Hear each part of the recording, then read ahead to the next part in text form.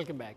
સુરતમાં જિલ્લા પોલીસ દ્વારા ધર્માંતરણના કૌભાંડનો પર્દાફાશ થયો. સરકારી સ્કૂલના પ્રિન્સિપલ અને શિક્ષકો ધર્માંતરણનું નેટવર્ક ચલાવતા હોવાનો આક્ષેપ છે. આદિવાસી વિસ્તારોમાં ટ્રસ્ટ બનાવી ધર્માંતરણનું નેટવર્ક ચલાવતા હોવાનું પોલીસ તપાસમાં ખુલ્યું છે. અંદાજિત 20થી વધુ લોકોનું ધર્માંતરણ કર્યું હોવાનું પણ તપાસમાં બહાર આવ્યું. સુરત ગ્રામ્ય પોલીસે ચેરિટી કમિશનર પાસેથી રિપોર્ટ મંગાવ્યો છે. ટ્રસ્ટની આર્થિક લેતીદેતીની તપાસ પણ ચાલુ છે. સરકારી મંજૂરી વગર ટ્રસ્ટ ચલાવનારા શિક્ષકો સામે ખાતાકીય તપાસ માટે પણ ભલામણ કરાશે. આદિવાસી વિસ્તારોમાં અત્યાર સુધી કેટલા લોકોનું ધર્માંતરણ થયું છે તેની યાદી પણ તૈયાર થઈ રહી છે.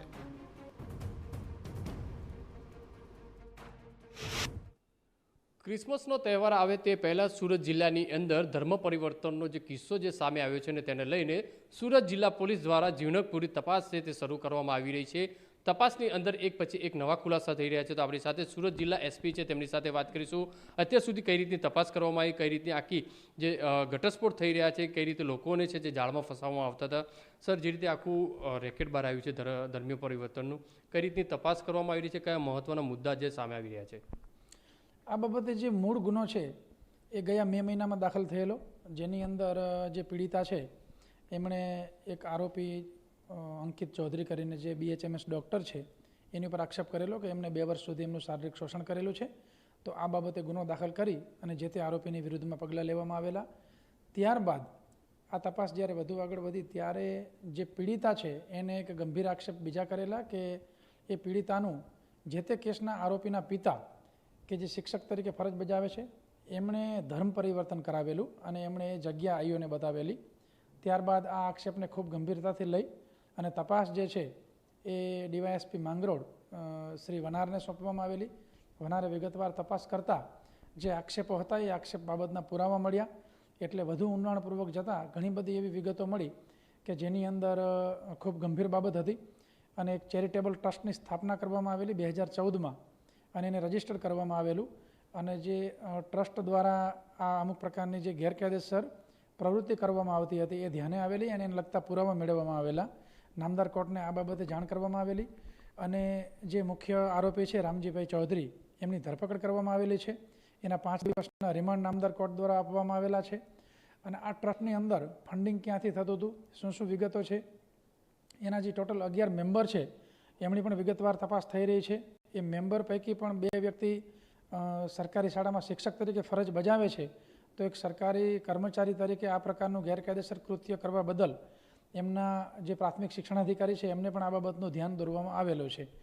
અને હા સર, અત્યાર સુધી કેટલા લોકોને આ રીતે ધર્મ પરિવર્તન માટેનો પ્રયાસ કર્યો હોવાની વાત આવી રહી છે તપાસમાં?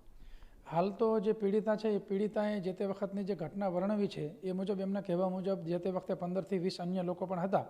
એ 15થી 20 અન્ય લોકોને પણ અમે સંપર્ક કરી રહ્યા છીએ. એમાંથી કોઈ વ્યક્તિ મળે અને એ બાબતમાં પણ અમે આગળ તપાસ કરીશું. એ સિવાય આ જે આરોપી છે એ આરોપી અને એના મળતિયા અન્ય આરોપીઓ છે એ કોના સંપર્કમાં છે, અન્ય કોઈ વ્યક્તિને ભોળવી લલચાવી અને આ પ્રકારનું ગેરકાયદેસર કૃત્ય કરેલ છે કે કેમ, એ પ્રકારની પણ અમે તપાસ કરી રહ્યા છીએ. આની અંદર કોઈ પણ વ્યક્તિ ઇન્વોલ્વ હશે તો એની વિરુદ્ધમાં સ્ટ્રિક્ટ પગલાં લેવામાં આવશે. સર, તેમનો જે ડૉક્ટર હતો છોકરો, તે પણ જે દવા આપીને જે ધર્મ પરિવર્તન માટેના જે પ્રયાસ કરતો હતો તે પણ કંઈક વાત સામે આવી રહી છે. એમાં ડૉક્ટર પોતે BHMS છે અને એમને ત્યાંથી એલોપેથિક દવાઓ પણ મળેલી છે. ધર્મ પરિવર્તનની અંદર દવાઓનો ઉપયોગ થયો કે કેમ એ તો બહુ ડિટેલ તપાસ બાદ ખબર પડશે. પરંતુ મેડિકલ ઓફિસરને સાથે રાખેલા હતા. એ જે દવાઓનો જથ્થો હતો સીઝ કરવામાં આવેલો અને મેડિકલ ઓફિસરને એ બાબતની પણ પૂછપરછ કરવામાં આવેલી છે કે આ પ્રકારની દવાઓ BHMS ડૉક્ટર પ્રિસ્ક્રાઇબ કરી શકે કે કેમ. તો એ બાબતે પણ અમે તપાસ કરી રહ્યા છીએ. અને આ સમગ્ર જે કંઈ ઘટના છે એ ખૂબ ગંભીર છે અને એની અંદર કોઈ પણ આરોપી સંડોવાયેલો હશે એ બાબતની ખૂબ વિગતે તપાસ થશે.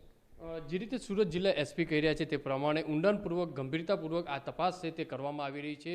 જે નાના જે પુરાવા છે તે એકત્રિત કરવામાં આવી રહ્યા છે. લોકોનો જેમ સંપર્ક થઈ રહ્યો છે તેમના તમામ નિવેદનો લેવામાં આવી રહ્યા છે. કારણ કે જે ગંભીર મામલો છે ધર્મ પરિવર્તનનો અને તેની અંદર કોઈ પણ કચાશ ન રહે તે માટેની જે તપાસ છે તે તેજ કરવામાં આવી છે.